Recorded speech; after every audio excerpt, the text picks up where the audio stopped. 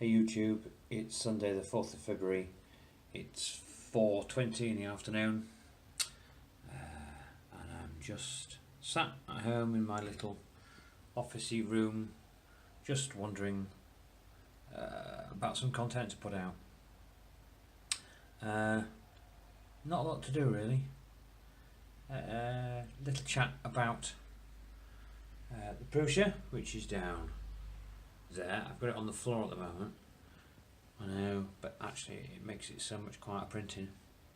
It's weird. I know, a bit of carpet, don't have to make it quiet. I have updated to the latest beta firmware, which is on the GitHub. It's not available, I believe, on the Prusa website at the moment, but it is available on the GitHub. Downloaded that, loaded that up. No issues as yet. Excuse me. Not done anything with the CR10 that's there. Although I did have a moment this morning when I actually thought to myself, what about getting a laser for it and do a bit of laser etching, bits of wood, that kind of thing. Don't know what your thoughts are on that, whether you think it's a good idea. Just something a bit different, you know. The video today is slightly different. I don't know what the quality is like at your end, but my purchase this week, much needed purchase, I have bought myself a new phone.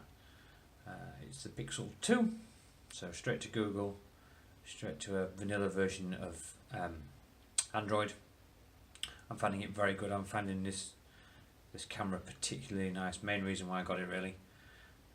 Yeah, particularly nice. You can see how well it works with the changing in light conditions. That's sunlight coming in through the window. The rest of the room is pretty much in darkness. But yeah, it does a cracking job of actually dealing with that. I mean, look at that. There we go. I've gone right around, so I'm now facing the window. So all the available light is coming in through that window. And as we go back around, look at that. I'm pretty impressed with that. That's holding its own. I'm actually just holding the handheld at the moment. Bit of that. Might set it up on the desk and see how it works. But yeah, just, you know, trying it out. It's something a bit different. It's only the 64 gig model. There's no SD card in it. So the videos are going to be fairly short using it, unless I do them in segments, which is entirely possible. But yeah, that's where I am really. Not a lot going on. Personal life wise, there could be some changes coming up. A move of premises on the way. Still working for the same people, but the job's changing quite a lot. I'm moving where I am working. So whether I'm going to have internet is a first thing. But that's something else I've covered. I've gone on to a contract on my phone with 3. Now I know a lot of people don't rate 3 much, but where we are going, it's 50 meg down and 47 meg up using mobile data. I've got unlimited mobile data, 30 gigabyte hotspot a month, but unlimited data. So I might well be uploading everything from my phone through my phone when we get up there, because although this new venture we've put in some fibre optic, we've put a 1 gig fibre optic pipe in conjunction with BT. We did all the groundworks and laid all the pipe work, and they just chucked the cable in, terminated it, put the converter on it. Although I'll have that, which will be 1 gig down, 1 gig up, it's not turned on yet, and it won't be turned on probably for the next 4 or 5 months, due to the fact that it costs a fortune. Now I know you're all going, oh well, I've got a gig at home and it don't cost this, it don't cost that. Business wise, which is what it's for, you really do get stung. So yeah, it won't be turned on until it's necessary to be turned on. So until that time, it'll just be little old me with my little old phone and my own internet supply, if it's not being stolen by the rest of the family for them to watch Netflix, because I don't think they've realised yet they're not going to have any internet, but we won't talk about that. Can you imagine a 14-year-old PlayStation nutty child without the internet? Not quite sure what I'm going to do, give her a stick or something. Anyway, so yeah, that's where we are.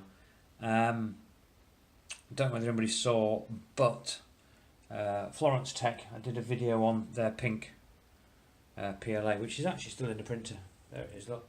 It's back in the printer because I was protting about printing some bits and pieces today. Yeah, they've got a discount code which I've stuck on a few Facebook groups and on Twitter, on my Twitter feed. They've knocked 20% off pretty much everything. Now, to say some of the stuff was reduced in price, from some of the PLA from £20 a roll to £16 a roll, if that 20% off on top works out, that's another £3.20 off the price of a roll, which takes it down to £12.80. I don't know whether that's right, that's just entirely off the top of my head, but I'll let you do the maths and work that out. But it sounds like there could be some fairly cheap PLA up for grabs. And don't forget £2.75 postage and packing. Oh, it certainly is for one roll. Can't tell you what it is for multiple rolls, although you will do, because they've got some flexible filament in. They've got some carbon fibre in and they've got some flexible filament in. So I am going to be putting an order in for some of this flexible stuff and see what that's like and what we can do with that. I'd like to try and print some phone cases or something like that using some flexible filament and using the Prusa. If I haven't stuck a laser on the CR10 by then, yeah, we'll do some with that. If I do stick a laser on the CR10, I don't think they're that expensive, but if I do, of course, I'll do a video of banging that on and trying to get it working. I haven't really done a lot of research, but just put my hand over the camera. That won't work, will it? I haven't done a lot of research, but I just thought this morning, it's something new to have a look at. I was going to see if I could pull it up on the computer and see what I'd found this morning. Yep, just had a quick look. There's a company called technologyoutlet.co.uk. Don't know a lot about them. If you've had a bad experience, for goodness sake, tell me in the description, won't you? They have got one in, I'm just looking at the moment, they've got one in which is £65 including VAT, which is a laser upgrade with free safe. It says free safe. I think it means free safety goggles, but there we go. Product information: this high power laser engraver module mounts directly to the extruder head, turning your CR10 3D printer into a laser engraving machine. Ah, laser. Ah! You get some really weird green glasses as well. Works on a CR10 S3, S4 and S5. 12 volt DC, 2100 milliamp hour, 500 milliwatt. Doesn't say a lot more about it. There's a couple of pictures, nothing special. I'll stick a link in the description and let you have a look. There's no reviews on it. Delivery is free for orders over £30. Like I say, I have absolutely no idea anything about it at all. I can't see that how the firmware works or anything. I mean, there is some bits on here for me to look at. I'll have a look at it. I'll have a think on. And yeah, that might be a thing for the future. Apart from that, not a lot going on in my world. Been really busy at work. Lots of transitions from what I am doing at the moment to what I'm going to be doing. Same kind of thing, but yeah, a lot more involved. So a lot for the short term. The next 3 or 4 weeks, a lot of my printing stuff and computer stuff may well have to go into storage. We have a really big barn concrete floor, all steel and stuff. It's not going to come to any harm, but yeah, I've got to pack everything away maybe, so we'll see. So if anybody's got any decent ideas on how to store all my filament so it doesn't all get wet and damp and horrible, I was thinking about going somewhere and getting some big plastic boxes and chucking it in there with a load of silica or rice or something in the bottom, maybe trying to keep it dry that way. But yeah, we'll cross that bridge when we come to it, because we haven't come to it yet. But when we do, we'll cross that bridge. Not a lot else to talk about. Thank you for all my new subscribers. I'm over 300 now. In fact, let me have a look. I'll tell you exactly where we are. It's about 366, I think, something like that. I've done a fair amount of what's the word I'm looking for? A fair amount of sort of pushing of the channel recently, through social media and through some other places. Just trying to get the numbers up. Yeah, 369 subscribers. I'm sort of pushing groups, clubs, that kind of thing, getting my videos on there, trying to push forward a bit so I can get to that magic 1,000 subscribers, so YouTube then don't take away the tiny bit of money that I've made from my videos. Oh, that's something I needed to tell you. I'm glad you reminded me. Joe tweeted, when would it have been? A couple of days ago now. So I'm just changing hands again. A couple of days ago now, he tweeted about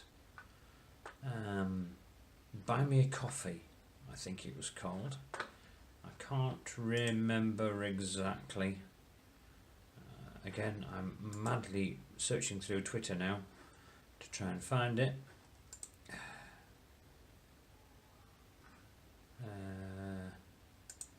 It was Buy Me a Coffee or something like that. And basically what you do is, it's one-off payment from PayPal, sort of 3 or 4 quid, which means that if you don't want to be a Patreon subscriber or listen to the YouTube ads all the way through, or you've got an ad blocker or anything like that, it just means that you go, yeah, that video was helpful, here's a couple of quid, and it's a one-off payment.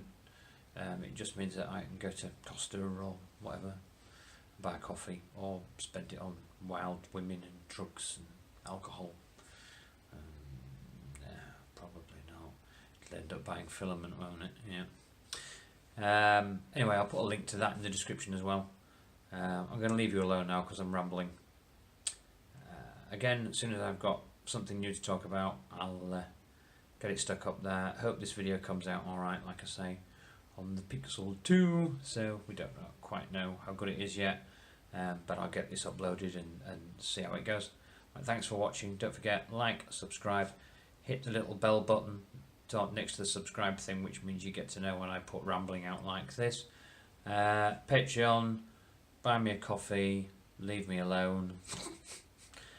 Look forward to seeing you next time. Oh, I did get a quick question, just quickly before I go. This is what I call winter plumage. Because I work outside in winter, well, and in summer as well, I do like a bit of facial fuzz just to keep me warm while I'm working outside. And I know Beardy McBeardface on Twitter particularly likes it because I'm into Land Rovers as well, and I've got a beard, and I've got a lot going for me apparently. But yeah, this will come off. Well, most of it will come off. We'll get rid of all this, and we'll go back to a nice sort of smaller goatee. Probably about March sometime. We'll hack it all off, and you never know, might even do a video of that if anybody is weird in that way and likes to watch men shave beards off. But yeah, that's all it is. It's just winter plumage and laziness, and it keeps the face nice and warm. So yeah, by March it'll be sort of out here, and then we'll go to the task of getting the strimmer out and the hedge cutters out, and we'll get it trimmed back. Anyway, thanks for watching. See you next time. Goodbye.